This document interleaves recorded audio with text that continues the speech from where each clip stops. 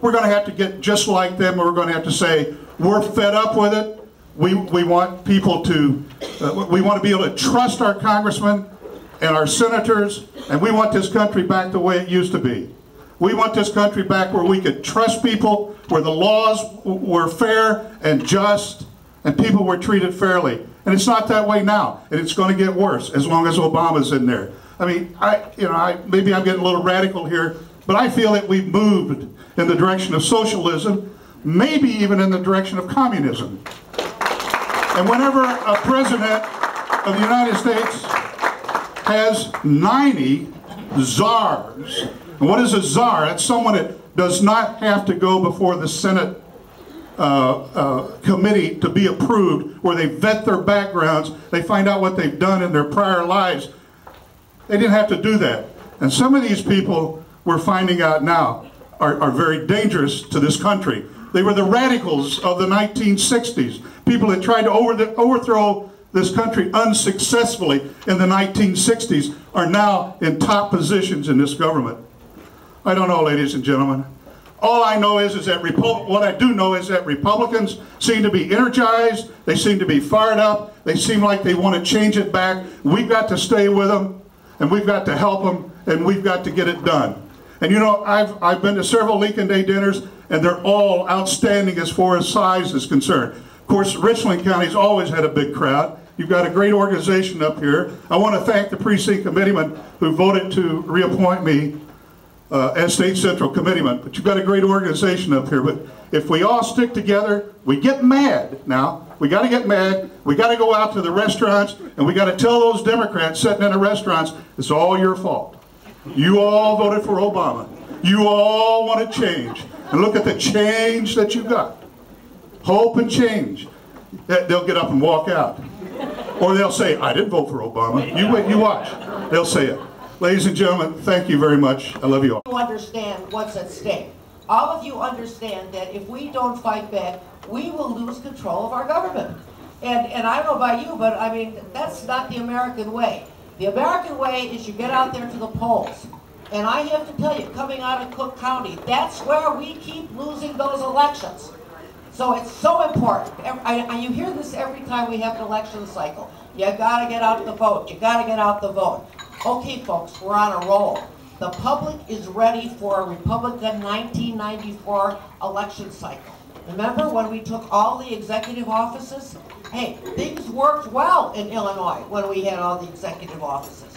So it's very important that we really get out the vote, because every vote we can get out from central, southern, and western Illinois, we can stand off whatever it is that goes on in Cook County that generates voting. You know, they always laugh about vote early and often up there. I don't know if they're kidding, all right? So it's very, very important that we get our folks elected. And, you know, I think you can tell the fact that the interest in what's going on with the Republican Party because of the quality of our candidates. Look what's going on over on the Democratic side. I just love watching, you know, the Chicago Tribune always depicts Governor Quinn as a Jell-O mold. Think about it, a Jell-O mold. It kind of shivers and shakes and it has no spine, right? That's what, they can't even figure out who they want for lieutenant governor. That's been one big brouhaha. What a mess. And here we, and I mean, their candidate for U.S. Senate, my goodness, is he going, what, a Democratic writer for a Democratic newspaper in Chicago refers to him as dead man walking. All right? That says something we already know. I'm an immigrant. Like your parents, perhaps, or perhaps like your grandparents or yourselves. I came to this country. I was born in Honduras. I came to the States when I was 13. And so, maybe from this perspective, I can tell you what it feels like to arrive to this country for the very first time. You bring something very special here. Something that we are willing to live and we should be willing to die for. A concept that has been built on the entrepreneurial spirit and allowing people to do what they do best, what their heart yearns for them to do, and their intellect and their brawn permits them to do. And to let government get the hell out of the way so that they can continue to grow and be what this nation wants them to be, every success in the world. And our country, we're losing that. We have allowed it to happen to ourselves. I tasseled corn here when I was 13. I cleaned toilets. I worked my way through school. And when I went to Case Western Reserve University in Cleveland, I worked 16-hour days in the steel mills during the summer to put myself through college. It wasn't easy. I didn't say it was. Nobody said it would be. Nobody promised me that it would be. What they told me was this. They promised me, and they promised you, our forefathers, if you work hard and you play by the rules, you can do anything you want, anything. There's no other country in the world like that. Now, I did not support our U.S. Senate candidate in the primary, and I told him face to face several months ago that I would not. But I told him one thing. If you win the primary, and I told him you will win the primary, I will be behind you 110%, and I expect everyone in this room to do the same.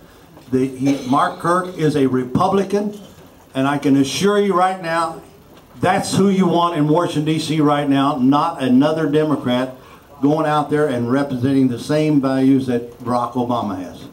Now, I want to correct Deb on one thing. She said, you know, the congressman's been reading the health care bill. And we in Springfield, our Republican staff in the Senate, has been going through the health care bill for a little over a week now. And I was just talking to Representative Rice about it. You would not believe this bill, folks. You ought to try to pull it up on the internet and go through it. Because you will start reading one page and one line will say you need to refer to statute so-and-so or, you know, page 927. And when you get to that, it'll tell you to refer back here and back. And when you get all through, you don't know where in the world you're at. Now, she said that the congressman wasn't quite sure what all was in the bill, and she wasn't sure the White House really knew what was in the bill either. There's a difference. John Shimkus cares about what's in the bill. The White House could care less what's in the bill. They don't care. And we're hoping that Bill Brady wins because we need balance. Because you know, folks, they can't tell their far left no. We've watched it year after year after year. They can't say no. They're looking for somebody to say no, and that's the Republican governor. So I think we've got a lot of things going for us this year. We're going to have all the things that have happened over the last 7 years. The debt, the unpaid bills, the fund sweeps that went on, the road fund diversions, on and on and on. We're going to have that in our favor. We've got Obama and the national embarrassment that he's caused. We have the Blagojevich trial. John O and I still have rope burns around our neck for wearing the George Ryan noose. Folks, they're going to be wearing it this summer because that trial starts in June and it's going to be going all the way on through, and it's going to be a road show. You can just bet it, and that's going to help us. So we have all those things in our favor. As Pat Brady said, if we can't do it now, we can never do it. And who said, all those people said we couldn't elect a conservative governor. Well, by gosh, we're going to elect a conservative governor. And you've heard me say before, we're going to take back our party and our state from Southern Illinois.